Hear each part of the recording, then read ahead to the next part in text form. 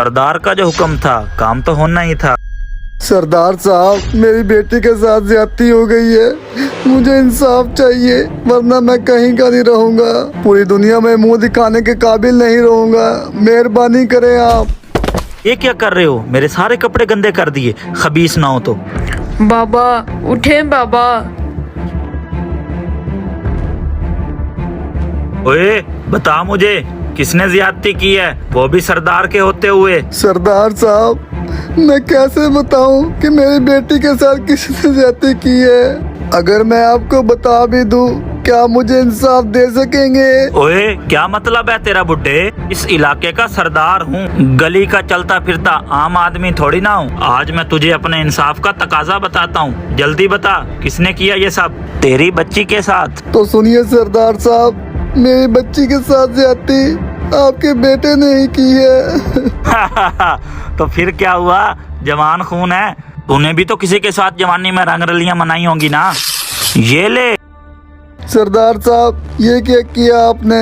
आपने मेरी कमीज ही फाड़ दी। सरदार के बेटे ने तेरी बेटी की इज्जत लूटी और अब सरदार ने तेरी। जा बता दे दुनिया वालों को सरदार का इंसाफ। सरदार साहब, मैं तो अपनी बेटी का इंसाफ आपसे करवाने आया था ताकि दुनिया वालों को पता न चले। और मैं क्यों बताऊंगा दुनिया वालों को मेरे साथ और मेरी बेटी के साथ क्या हुआ है। लेकिन कोई बात नहीं, आप दुनिया के सरदार हैं। अब मेरा इंसाफ ऊपर वाला सरदार करेगा। चलो बाबा, हम यहाँ से चलें। हाँ हाँ, दफा हो जाओ और आइंदा मेरी हवेली के पास भी ना आना।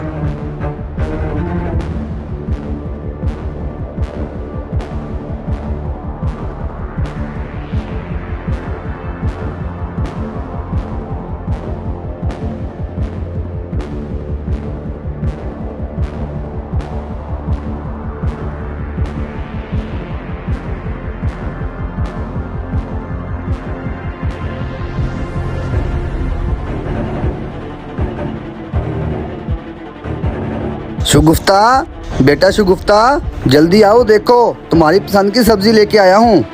हैं? ये यहाँ? बेटा, बेटा।